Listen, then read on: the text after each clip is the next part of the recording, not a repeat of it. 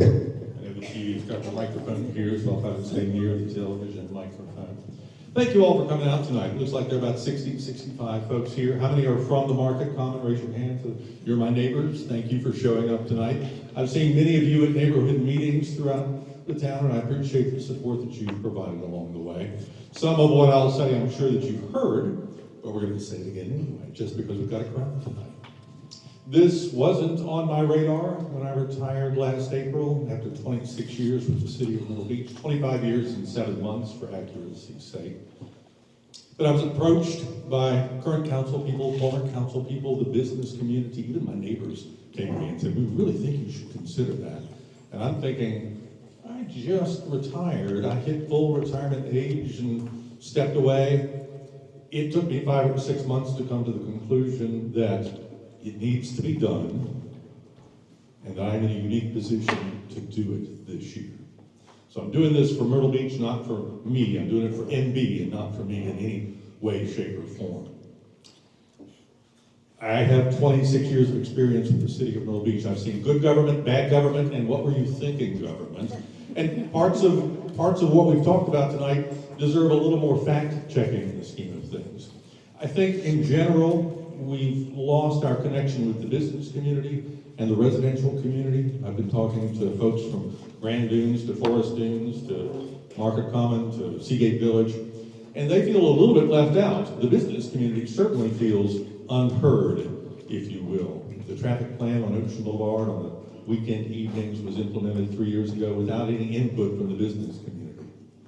Their business is down. I spoke to the Grand Strand Business Alliance yesterday.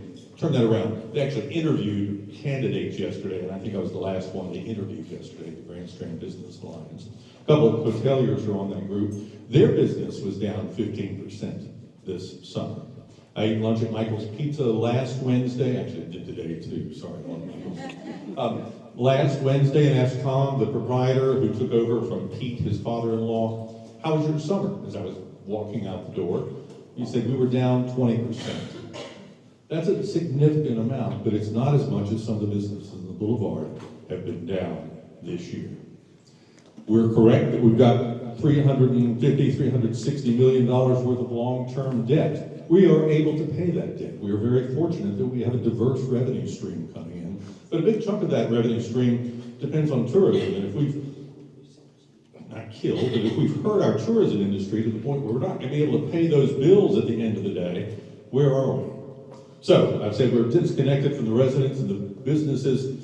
Part of that is we focused so much on those 10 blocks downtown that we've ignored the rest of the city. We need to go back to looking at the whole city, have a plan for the whole city, not just a plan for downtown.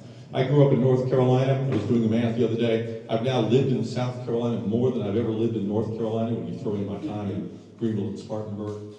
So South Carolina is my home these days. We need to make sure that we are that family-friendly destination that we claim to be.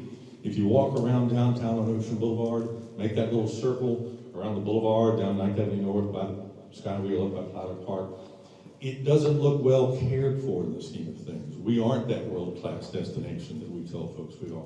I don't know that we've spent a whole lot of time, effort, or money on the visitor experience post-COVID east of Kings Highway. So we need to look at those details. We need to take care of those things. I know the mayor talked about crime.